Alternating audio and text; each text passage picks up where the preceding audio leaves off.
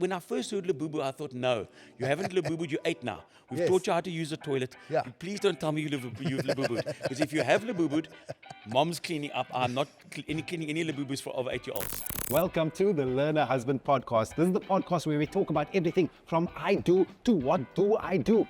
My name is Stuart Taylor, a comedian, stumbling husband. I am not here to give you advice. I'm here to ask questions, guys. So, if you are one of those people that have practiced an apology to your wife in your radio voice, then you have found your people, guys. That is right. We are talking to a man who is the king of communication, but he still sometimes ends up sleeping on the couch. It's the voice that wakes up Cape Town on Smile FM. It is Mr. Ryan O'Connor. Yesterday, I was trying to work out how many years. It's, do you know, since the 90s, since before everyone was scared that the year 2000 was going to set everyone's computers on a frenzy.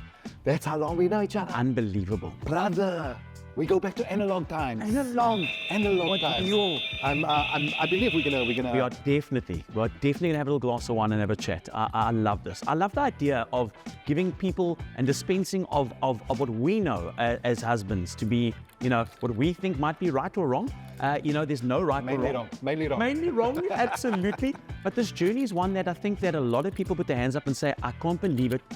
Stuart, you're preaching to me. This is my life that you're talking about right now. Guess what? We're all in it together. We're going to educate them, my friend. Listen here, I have to say firstly, you look incredible, guy. What's happened? I went to a clinic that basically took me back 10 years. So I've known you for long enough that I know when you're talking shit. They said, how did you lose 20 kilograms? I said, I got circumcised. You got circumcised in the face. They threw away the investments. You are looking amazing. My eldest came to me. Younger. Thank you very much. And you've known me for literally, like we said, forever. My eldest came to me, and you know that as a dad, right? You know that you are dick when you cannot see your toes and you cannot tie your shoelaces when you wake up in the morning. And at 8 years old, she said to me, Dad, let me tell you, Dad, I would love for you to be able to not snore and keep the house awake at night. Also, for you to be able to tie your shoelaces without an 8-year-old daughter helping you tie them. And it was like the wake-up call. I was like, listen, I'm maybe not getting any younger. I need to do something about it. I need to try and at least give it a bash for a while. And a while became 6 months, became a year, and now a year, almost a year and a half. So it's been a wild ride, and avoiding this, but only on special occasions. And I think tonight, today, gets no more special than this. Brother, thanks for joining me. You are like the polar opposite of my family, in that I have my wife, who's the only woman. Then it's just boys. The dog is a boy. Everything is a boy. And for you, complete opposite. Complete opposite in my house. In actual fact, sometimes I've got to quietly sneak off. There's this meme of Homer Simpson backing off from the bushes where he just disappears. That's me. Into the room I go. I just quietly disappear and let the house carry on. Can I just say, like, the one thing I do feel sorry for you about is that, like, if I leave a seat up or pee on a seat a bit, I can blame the youngest. I can blame the eldest. I've got no one to blame. You've got no one to blame, brother. You are in so much trouble. I'm in so much trouble. Welcome to it, boss. Oh, so good to be here. So we start every Learner Husband podcast by like gauging how good you are at this husband thing. Like on a scale of 1 to 10. Horrible. -4. I like it. I like the honesty. Yeah. I like it when we, under promise and over deliver. Yeah. My wife thinks I'm at a very urgent work meeting right now. It was the only way I was going to get on this podcast. It was the only way I was going to get out of her house tonight, was telling her I had something urgent that happened. There was a outage at the radio station and that was desperately needed to replug something in.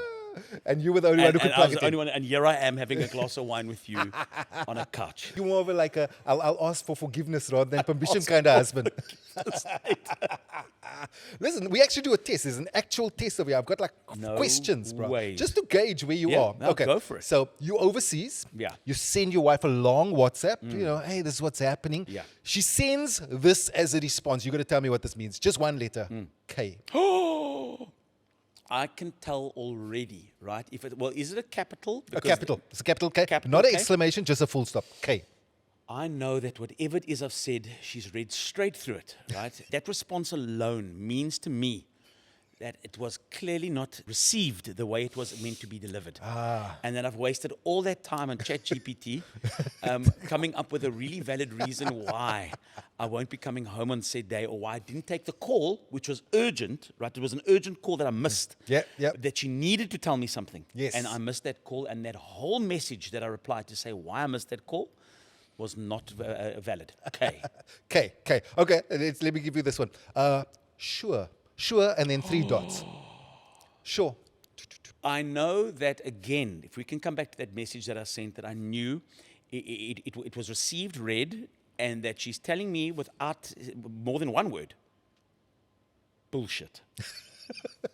Sure as code for bullshit. Okay. It's bull. It's like, sure. You distill this thing to a fine art, my friend. I think your marks as a husband are going up. How about, what does it mean if she sends you a WhatsApp and says, we'll chat later? Oh, later is not later. Later is spread over the course of the next foreseeable 10 days. Later is spread out, but every letter in the word later has its own day. So L will be on the Thursday, the A will be on the Friday, and so we'll continue until later, and maybe it's later-ish. And I'll get the remainder of the ish. We'll get a couple more days in. Okay, listen. So I mentioned that you are like the polar opposite of my family, right? In that my wife is the only woman in our house. You are the only guy literally in your house. Our dogs over the last 20 years have all been female. I'm sure even the plants are as far as sexes go, are all female. I'm totally outnumbered. When I want to do anything that vaguely resembles any type of masculinity in my house, it's not going to happen. It's not going to happen. And I don't blame him. I mean, look, I grew up in a generation where masculinity was having bravado and being big-chested and being... I mean, we grew up watching Rambo. Yes. I mean, we won a million O's. Yes, exactly. I mean, he just 1-0, literally John Rambo took on the world, and the world thought it was cool for 1-0 to be the main O and kill everybody. Yeah. And I really understand the modern era of being a modern day parent where times have drastically changed and the patriarchy has seen a downfall, and rightly so. I mean, I am all for women in places where men have predominantly been dominant. Yep. And it's good and it's long overdue, and in actual fact, we still aren't there yet. There's still a lot being done. And as a dad with young girls who are playing in a space that's predominantly a boys' space, I'm now all of a sudden I've changed not only in terms of my mindset, I've now become active in that space. I'm not like, you will not let my girls not play with the sport, not doing a boys' sport predominantly. She will do whatever she will do.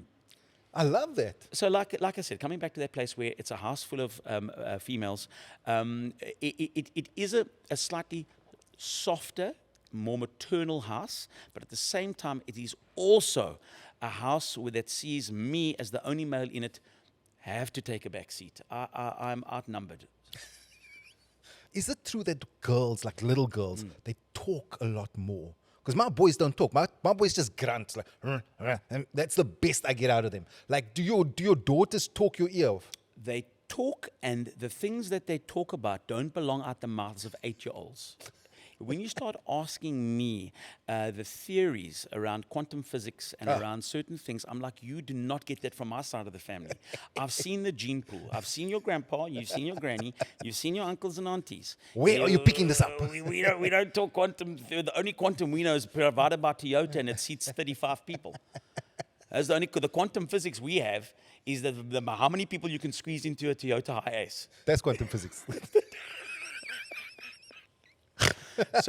So I give my wife credit where credit's due, and that's for a lot of things. I'm thankful. The Yes. girls they're good-looking girls, they're bright girls, they're all the things I wasn't when I was 8 years old. I wasn't a good-looking girl.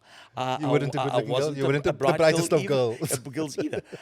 And I look at this and I'm thankful for me. So, like, at least you get to say your say at work. I suppose that must be the upside of doing a radio show. Is Partially. you get to use all of your words, Yeah. and when you get home, they've got their time to use their words. And I include them. I include them a lot in the show in the morning. We talk a lot about family. I think the real thing about connecting as somebody who has a family is that often there's disconnect with people that listen to the show. They think, well, you don't understand what it's like to be a dad trying to get girls into school. People think that doors magically open up because you've got some kind of public platform for you that allows doors to magically open up. Like I could phone the mayor and say, I'm sick and tired of this intersection. It has to go. It'll be sorted. And in a week, it's gone. I mean, there's no intersection anymore. It's not. I mean, you know Yeah, this. no. You know this. You've been through the same obstacles. It doesn't happen that way. You know, life is still the same as it is. But to have that real relationship with where you talk about your family on air and you say, listen, my girls are into this. I mean, you wouldn't understand this being a father of dads, but there's this little monster, a furry creature called a what's it? A Labubu. Labubu. Labubu. A Labubu, my friend. I'm so glad that Labubu has skipped my sons. You can be so grateful that Labubu has skipped. Because I've seen it. It's, And monster it's demons. basically it's like a Ouija doll type It's thing. where you- with a bad dental plan. Yes. Do you remember growing up? Remember Gremlins? Yes. It's like when the yes. gremlin ate the stuff that made it evil. The evil gremlin. That's That's what a the Labubu. That's Labubu. And you can they clip it want to your it. waist, and they want it. They want to take it to school. They want a Labubu. When I first heard Labubu, I thought, no, you haven't Labubu. You ate now. We've Yes. taught you how to use the toilet. Yeah. You please don't tell me you've Labubu'd. Because if you have Labubu'd, mom's cleaning up. I'm not cleaning any Labubus for over 8-year-olds. No. You touched on something which I want to talk about, which is getting kids into school. How wild is that in this town? Listen, it is crazy in Cape Town. I think Cape Town, I mean, we know there's not enough schools for kids. And I know that your family is like mine. We prepare. I mean, we know high school's coming from grade 3, 4. We know it's coming. No, we were there when the baby was in nappies. We were already on a waiting list. I'm already Facebook friending whoever the principal Yes, is. of course. I mean, myself and the principal are going to watch the rugby on the weekend of the possible. No, I'm kidding. No, we're not. But you prepare. The point is you prepare as a parent. Was it like that with us? No, it was default. It was what neighborhood did you? You in Edgemead? You just got went to the school there. You got what? You went to the school. You want to go to the next school? And your mother didn't even there wasn't even an apply. Your mother just bought you the uniform She for got that you school. the uniform. Yeah, and then you arrived on day 1, and then you're like, well, I've got this uniform. Nobody asked me where I wanted to go. That was where you I went. didn't even want to go to school. You just got the I tie didn't for even that. want to go. I wanted to watch CakeNet. CakeNet was I wanted to watch Mnet. It was Yes. Channel 7 back on the old decoders. That's all you got was the 11 o'clock movie. That's Ryan showing how posh he was. The fact that he I had had a a Channel 7 over there. Listen, let me tell you how long it took us to get that. Remember when Mnet was a scrambled picture? Oh, yes. And then every now and then they'd leave open time open. Yes. Just to tease you. Man. Just to give you half an hour of the movie. They give Watch you a little bit. Just they leave you at the cliffhanger, and then they switch it off. scrambled signal. I'm like, Now you've got to figure out the ending of George of the Jungle. Listen, so I mean, you are famous in these South African streets over here. Is your wife impressed by the fame? Not at all. We are polar opposites. The things that excite me do not excite her. The things that make me go, make a noise, calm her down. So you are the extrovert in the world, and she's the introvert. Definitely. Is that the secret to a good marriage? I think it's understanding the type of person that we both are. She understands that this is something that I love doing. Yes. She understands that she loves me for it. And she doesn't want me to change. She's never ever said to me, I don't want you to be this loudmouth, outgoing person who loves radio and loves connecting with people and loves cheersing the microphone with a glass of wine. I want you. I love you. I love who you are. And likewise with her. And I think that for a lot of relationships, there gets to a point where competition in relationships becomes a big thing, whether it's competing for talk time, whether it's competing for family time, whether it's for competing for against a career. It becomes a big issue and plays a major stumbling block in a relationship. I think that couples that just understand each other, that kind of connect on a level that's deeper than than just a spiritual or physical. You know that old saying from Notting Hill where it's finding one's connecting point in another and whatever.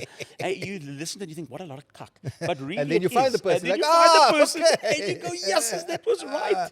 You find that little point where both of you just are joined by this invisible umbilical cord. They say there are two types of people in the world. There's the one that wants to leave a party early, and the one that wants to be there until we shut the party down. That's it. And those two are often married to each other. That's us. Lovely. That's Corin and I. We'll get in, she'll go, and so now what's the time now? We have to be in your mom, your mom and the kids, or my mom and the kids. She'll want to leave as soon as we've got there. And I'll be wanting to start karaoke. Of course you will. And it's a bar mitzvah. And so there'll be no karaoke at the bar mitzvah, but But you'll start it anyway. I'll start it anyway. I enjoy a good Hava Nagila. I enjoy a half a tequila. And half a tequila. is also There we good. go. Big thanks to the team here at Motor Village in the southern suburbs of Cape Town for hosting this episode of the Learner Husband podcast. Motor Village is basically a petrolhead's dream come true. You can pop in for a coffee, come buy your dream car, or even have your car detailed at the Glassfather, or take care of full body repairs. But the best part is that this unique space is available for hire. So give them a call to inquire about using the space for your next event. Listen, so like if you could, what is the best marriage advice you've ever gotten? Sure, that's tough because, you know, a lot of people, and you and I both have emceed numerous weddings. Yes. Where you've got to pull out all the classic one-liners, all the classic a blurb about this partnership and that it's give and take and learn to say sorry and learn to whatever. And you give these pearls of advice to people that you think are going to take it and run with it. And then they realize themselves that all those pearls of wisdom are actually found very much on the first page of Google when you search what makes a good husband or good marriage, right? Yep. The real lessons that you get out of life are when you really find situations, and I'll give you a classic example of really tough situations that you go through. For us, it was pregnancy. For us, it was having kids. Right. We had big issues having kids, and one of the highest rates of divorce is due to fertility issues. Yes, you know? yes, that's true. And when you have a partner who's going through fertility treatment, any kind of hormone treatment, let me tell you.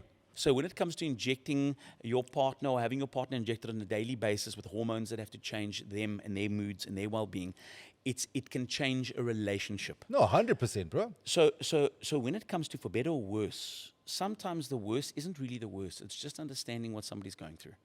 And that sometimes can be the hardest thing to do because by nature we're selfish human beings. And by nature we want to think about ourselves. And we want to go, me, me, me, me, me, me, me, me. I'm tired of it being you. On the upside, I think you are ready for perimenopause, my friend. If you've Really? dealt with a hormonal wife. My friend, again, to all those people going through fertility treatment, my heart is really, I have such a soft spot for it because I understand that partners don't really understand. For us guys or any partner that's not going through that, Yes. you cannot get in the headspace of somebody who is, because on a day-to-day basis, you don't know whether you're going to get kissed or axe-murdered when you walk in the door.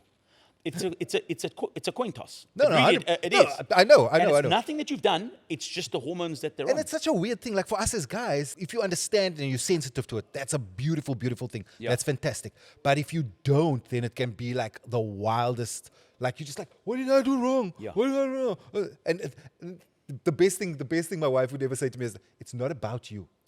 Like that's the best bit of advice. It's not about you. Spot on. That's your moment to breathe Yeah. and actually feel relieved, because often we want to be in defensive mode, like a 5-day test match, and we know we're going to lose this unless we block it out and draw it. Yeah. So we want to go in defensive mode and we just want to block everything. Boom, boom, Yeah. boom, boom. But to your wife's point, she's absolutely right. It's not about us. It's about what they're going through, and allow them to go through what they're going through and be understanding about it. I think that's the biggest lesson out of a marriage to take, is to step back for a second. It's not about you. Yeah, it's guys, not always about partners. you. Yeah, you're partners, but it's not always about you. Yeah. Yo, man, now your daughter's name has so much meaning. Faith. Well, our first daughter, we tragically lost during childbirth. It was such a pivotal moment, I think, in anyone's life, to lose a child or giving birth to a stillborn. And the night I remember clearly. I remember the journey to conceive Grace. That would have been our first daughter, Grace. Right. And so I've got her initial tattooed on the arm, and then I've got Faith and Erin, and of course Karen. So our firstborn is Faith, which we really battled with, and not just faith in having children, but just faith in general. I think. Yep. But when we fell pregnant with Grace, it was like. It was if I said that I danced the rain dance in the nude, apologies to all the northern suburb neighbors of mine who saw the naked rain dance many moons ago, actually 12 years ago, because for us it was a miracle. And to carry full term, Karen was due on the Monday. She went into labor on Sunday night. We were watching, I'll still never forget, the Sunday night movie, After Carte Blanche. We were watching, and Karen had a chocolate Sterry Stumpy, which was the baby's go-to. Was having a little chocolate Sterry Stumpy at night. Yes. Oh, Karen Lovely. loved those. She said the contractions are starting. It's time. Bags ready. Here we go. I stayed 2 minutes from Panorama Mediclinic. Great hospital. In that car, bags ready. I am super dad. Let's go. Corin still wants to have a little shower. I'm saying we'll shower. We got no showering going down. We're going to the hospital. 2 minutes, 15 seconds to the hospital. Quick sticks. Got there, met the gynae, phoned her on the way. Gynae stayed nearby. We met her at the hospital. She took Corin to theatre, and then there was chaos. I just remember seeing doctors coming from, on a Sunday night, from no man's land. Doctors coming in from all over. Me not being allowed into the theatre. Her gynae coming out saying there's huge complications. Corin's got a placental abruption. So the baby's lost all form of oxygen to baby. So baby's battling to breathe. Baby's basically, she's suffocating. The umbilical cord's broken, but she's still inside. So we need to get her out because every second she's losing oxygen. And shame. Corin was literally in theatre being ripped apart, but it was a little too late. By the time that they'd managed to get her out, it was too late, and she'd suffocated and passed.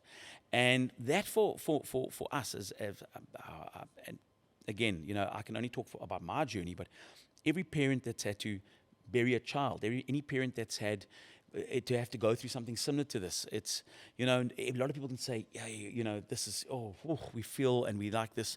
No, there's no feeling if you've not if you've not gone that, through it and lived through it. But we had a great family group, a great support group. And 2 years later, by a miracle, when we'd given up all forms of faith, and again, that faith isn't just faith about falling pregnant, it was all kinds of faith. You question your religious or spiritual beliefs. You question life itself, you know. And Corin fell pregnant 2 years later through IVF, when we still continued fertility and treatment and faith. And faith was, and again, the toughest, she was born only after 7 months. She was a big preemie. She was born at 6.5 months. She was 2.5 months preemie. Sure. But the worry and concern around all those 6.5 months for us, living every day going, should we be hopeful that this is going to work this time? It's month 4, it's month 5, it's month 6. And when it got to month 6.5, the doc said, enough. She's going to get the lung medication she needs. She's got to come out. We don't want to go near something similar happening. She's got to come out. So 2.5 months in ICU or in ICU. It was dreadful in ICU. I mean, she was like literally could fit in the palm of my hand. Wow. And now, you know, her one bum cheek can fit in the palm of my hand. She's almost as tall as me. She's 10 years old. And like I said, 10 going on 21. Her and Erin are thriving academically, socially, on the sport front. And that's all Corin's doing. I'm just a provider. Take a little bit of credit over there. No, amazing, bro. And that's like that is truly the sort of things that if your marriage can withstand that kind of situation, tragedy, then suddenly everything else just pales. So suddenly fighting about you brought the wrong bananas. Come on, I'm the happiest dad on earth. The one thing that my daughters did get from me is a very wicked sense of humor. Right. Nice. Okay. So as I try and bring up 2 little ladies, the occasional bit of flatulence at least makes 2 young girls in my house laugh. There we go. The older of the ladies in my house still goes, sis. You say pardon. I go high five. That was Dad's 9 out of 10. You've got Dad's sense of humor. I'm sorry, my girl. We're thankful for it. I figured since you're on radio, right? I'm going to play a game called Tone Tuner. Got you. To wrap it up over here. So you're going to say the same thing, but with a slightly better tone. Okay? Got you. Calm down. Honey, I love you. You look amazing. It never works. I lie. I never say that because she'll just say, just you shut up. If I ever said to my wife, honey, you look amazing, I love you, she would say, what did you do? Exactly. What did you do? Exactly. I think they're smarter than us, my friend. I think they can read through it. Do you know what I've tried now recently, especially when there's chaos, right? Especially with 2 girls and they fight. Because they're best friends, but they also, when they're not best friends, and they're pulling each other's hair and pitching each other and whipping each other with a towel. Yes. You know those towel flicks? Oh, do they do that? They Lovely, flick each other with a towel and they run around naked and they flick each other more and then they cry. And instead of going, calm down, everybody, I go, whoa, guys. Family gathering quickly, let's bring it all in. I try and almost Will Ferrell the moment. I go, guys, come on, you bring it in here. Let's go, come on, team huddle, and we're going to go O'Connor on 3. And then it's like no one's in. the dog's barely pawing me because the dog just wants a treat, right? Dog will do anything for a treat. Dog will paw me. Dog will be a part of the pact. Dog will do anything. The rest of the family, I can't give them treats. No, I they can't go, are. here's a biscuit, sit. Yeah. I could maybe do that with my sons and be like, here's some Wi-Fi. Oh, Wi-Fi. They love a bit of Wi-Fi. I could. But yeah, no, if I try to get them all in, guys, let's all get together. Yeah. Taylor on 3. 1, 2. Gone. Yeah. No one there. And the reason I say Wi-Fi, even though I've told you about technology, is that when they do get their half an hour of TV, it's streamed, right? So they watch Netflix Kids or YouTube Kids. And then they'll say, Dad, this thing's buffering. And I'll go, how do you even know what buffering is? It's when it lags. Because Yes. it's lagging now. And Yeah. it needs to, can you please just reset the router or do something? I'm like, sure, let me just reset the router now. But it doesn't come Dad, off our time. do you It doesn't know, come I off was our about to say, you can't take buffering time off of their time, bro. It's taken 6 minutes, Dad, which is actually I'm six and a gonna half need because we're missing the. I needed an extra 6 minutes extra over there. My friend, it's been a fun chat. Thank you very much Thank for you hanging very out. much. I learned a lot, man. It's I feel like I learned something from it's you. always good chatting with you, and I think that when and I'll never forget you when you first took Learner Husband to the road and took it out there. I think it gave a lot of guys the sense of it's actually okay, right? It's actually okay to make mistakes, and it's actually okay to be where we are doing what we do. Yeah. And there is a community of husbands and partners and people that are in relationships, irrespective, that we're human. And we learn, and there's so many commonalities amongst all the things Yes. that make us who we are as partners and parents. I think the light was like, on the outside looking in, you felt like you were the only one who didn't know what you were doing. Right. And then suddenly it was like, oh, are you also? It's us. It's us. Well, here's to being a learner husband, my friend. Thank you. Cheers, my friend. Listen, guys, thank you very much for tuning in. Questions and comments below. And Ryan O'Connor, Cheers, everybody. we'll see you soon.